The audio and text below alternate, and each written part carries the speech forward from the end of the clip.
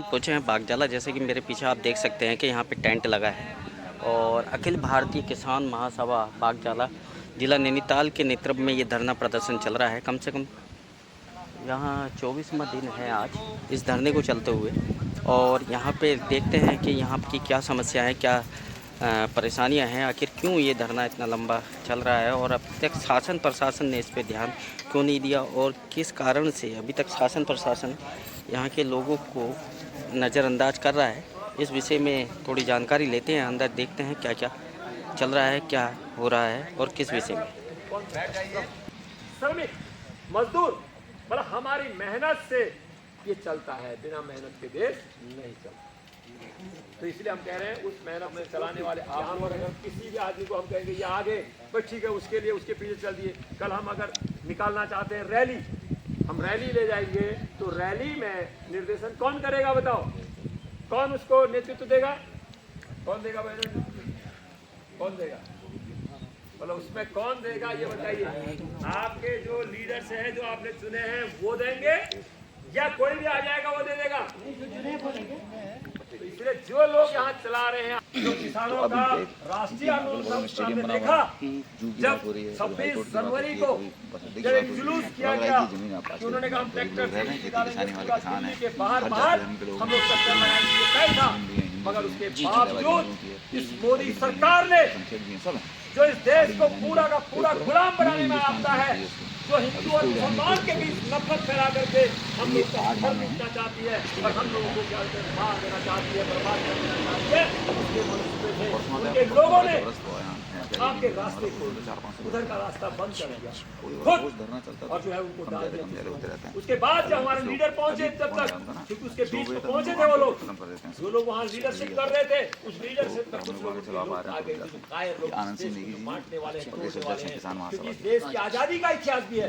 इसलिए मैं रोज रोज कहता हूँ इस बात को कि आपको सार दर के बारे में जानना चाहिए। इनका जो आका है जो जिसको ये आज भारत रत्न देने के लिए तैयार है, इसलिए आप जब अगर समझोगे नहीं तो उसका विरोध भी नहीं करोगे। जो आदमी ने आपकी सेलुलर जेल की काला पानी की सजा में जो हाथ खड़े कर दिए वो हार गया। उसने कहा बाप रे बाप मैं नहीं करता और अंग्रेजी रोक दूंगा, बिल्कुल नहीं, मेरी मौत हो जाए मैं अगर जेल में बंद हूँ मैं वहां से कहूँगा लड़ना है आपको, आपको आजादी का हक है, उसके लिए लड़ना है, ये लड़ाई है। तो वो लड़ाई लड़ने वाले कौन लोग थे?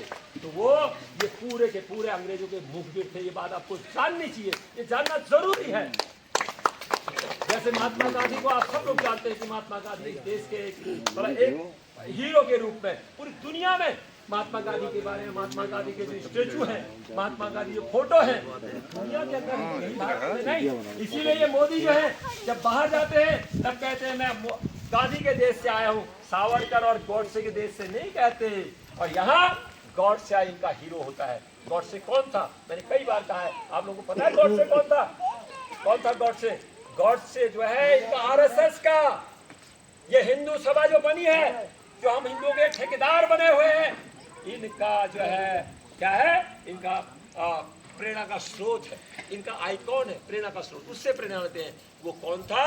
उसने गांधी की हत्या की और उस आदमी ने कभी अंग्रेज पर एक कंकर नहीं फेंका, एक कंकर किसी अंग्रेज पर मारना छोड़ दीजिए। और जबकि दूसरी तरफ उधम सिंह जिनके नाम पर उधम सिंह नगर बनाया गया है, उधम सिंह जो है जो जलियांवाला कांड जिसने किया था उसको मारने के लिए अपनी किताब के अंदर रिवॉल्वर छुपा करके, किताब इतनी मोटी किताब के अंदर उसका सांचा काटा और उसके अंदर छुपा करके जो है मारने के लिए जो है उसका बदला लेने के लिए कहाँ चले गया? इंग्लैंड, और मार के आया। ये तेवर होता है, फांसी की सूली पर चढ़ गया, कोई बात नहीं, ये तेवर है। और इन्होंने क्या किया? उसने 28 साल के नौजवान ने, एकदम जो यंग लड़का है, और उसने गांधी बुढ़े को मारा। वो इनका आइकॉन है। आप समझ लीजिए इस देश को कहाँ ले जा रहे हैं। इसीलिए आज उस मुसलमान की हत्या करने में खुश हो रहे हैं जो मुसलमान बेचारा वृद्ध है, जो लड़ नहीं सकता, उसको भी खुश। उनका गाय मार दी, इसने गाय मार दी, जबकि गाय के नाम पर पूरे हिंदुओं को बर्बाद कर दिया इन्होंने। आज सारे लोगों को छोड़ने को मजबूर होना पड़ रहा है। 20,000 की हमारी जो बैली गाय जाती थी आज हमको छोड़ना पड़ रहा है। अगर बिकती तो हम छोड़ते क्या उसको? और हम ही को गाली कि अपनी माँ को भी छोड़ देते हैं ऐसी। इसीलिए हम कह रहे हैं कि ये लड़ाई बड़ी लड़ाई है। इसीलिए हमने गोवंश संरक्षण अधिनियम की बातें भी रखी है, क्योंकि हमारी रोजी रोटी का सवाल है। इस जमीन में जिस प्रकार से हम रोजी रोटी कमाते हैं, उसी प्रकार से गोवंश भी हमारा, या पशु जो है हमारा पशुधन है, रोजी रोटी का आधार है। तो उस रोजी को छीनने के लिए ये क्या लाए हैं, गोवंश संरक्षण अधिनियम। और उसमें आपके जबकि पूरा यहाँ से जो गोवंश है, यहाँ का जो भैंस का मांस है, वो विदेशों को निर्यात हो रहा है। और सबसे बड़ा जो निर्यातक है इस देश का, उसका नाम है अल कबीर। अल कबीर का मालिक कौन होगा, कौन होगा अल कबीर का मालिक? तो दोस्तों दिखाते हैं आपको कुछ इसके बारे में। कैलाश पांडे जी से चर्चा करते हैं और उनके इस आंदोलन के बारे में जानते हैं। दूसरा जो बड़ा यहाँ का जो निर्यातक है वो है, ये जो धरना चल रहा है 24 दिन से, हर कोई वहाँ पूछो। कैलाश जी, ये 24 दिन से आपका जो धरना चल रहा है, तो ये क्या मुद्दे हैं और इन मुद्दों को लेकर अभी तक आप लोगों ने क्या किया, और शासन प्रशासन में ये मुद्दे, ये जो आपकी मांग है, कहाँ तक पहुँची है? मुद्दा असल में है मालिकाना अधिकार का। बागजाला के निवासी यहाँ आप देखेंगे इनका पहला रिकॉर्ड जो मिलता है वो 1925 से 1935 का ब्रिटिश पीरियड में जो वर्किंग प्लान था, उसमें बागजाला गांव का जिक्र मिलता है। यानी तो दरअसल पहला जिक्र जो मिलता है बागजाला का, वो 1925 से 1935 का जो वर्किंग प्लान था ब्रिटिश पीरियड में, उस समय बागजाला गांव का जिक्र मिलता है। यानी कि आज से आप समझिए 90 साल पहले इस गाँव का अस्तित्व था। और आज के युग में क्या हो रहा है कि सरकार की ओर से, वन विभाग की ओर से नोटिस भेजे जा रहे हैं कि ये वन भूमि है, आपको खाली करना है।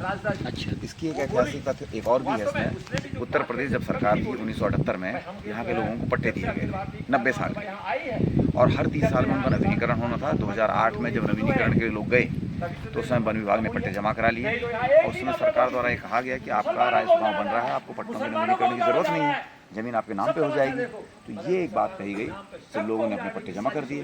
आपको हमने बार-बार कहा है कि यही नगीना कॉलोनी में जो आपका लालकुआं पर है, उसमें 60 परिवार कुल आपके जो है मुसलमान थे, मगर हिंदुओं के दिमाग में जहर भरा गया। मुसलमानों को उजाड़ा जा रहा है, तुम चुप रहो, मुसलमानों को उजाड़ा जा रहा है। 700 परिवार उजाड़ दिए। कौन हिंदू है वहां जरा दिखाइए, जरा होके आइए, देख के आइए। जो ऐसा जहर भरते हैं उनको बोलिए। दोस्तों, ये घर में जो 24 दिन से धरना चल रहा है, इसके विषय में हम जानेंगे कैलाश पांडे जी से। हमारे साथ कैलाश पांडे जी मौजूद है, और मैं आपको, तो यहाँ 7 मकान तोड़े गए। कितने मुसलमानों के घर थे उसमें? एक भी नहीं ना।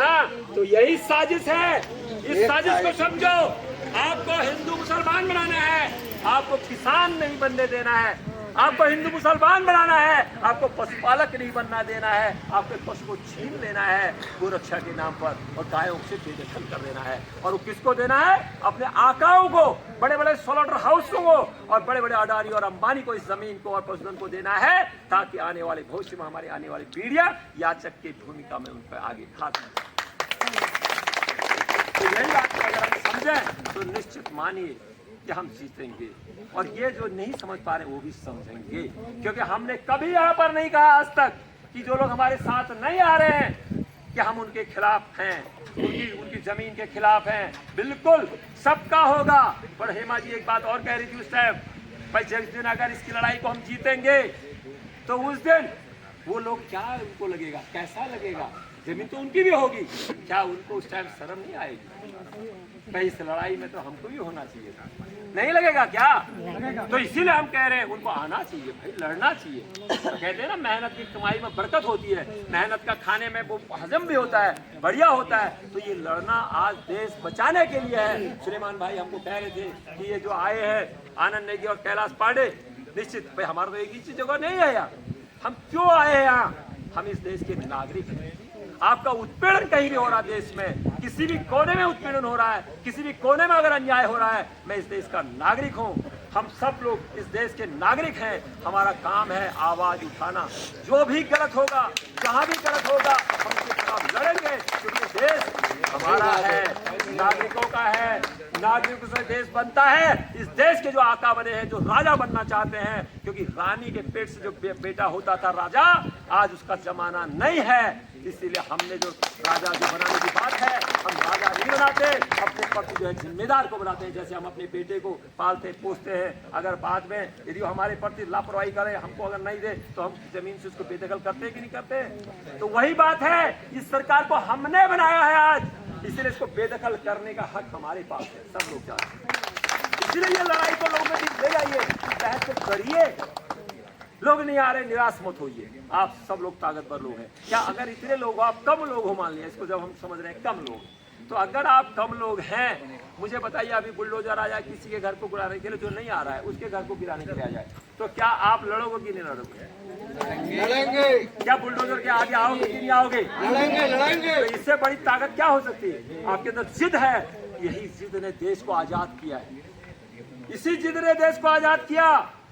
भगत सिंह सरीखे जो लोक क्रांतिकारी थे, बहुत कम लोग थे, लोग कहते थे ये सिरफिरे लोग देश को आजाद कराएंगे, सिरफिरे कहते थे। वैसे हमारी जो मजाक उड़ा रहे हैं, हमारी मजाक नहीं उड़ा रहे हैं, वो अपने ही मजाक उड़ा रहे हैं। इस बात को हमको समझना होगा, इसलिए उनको बताना होगा।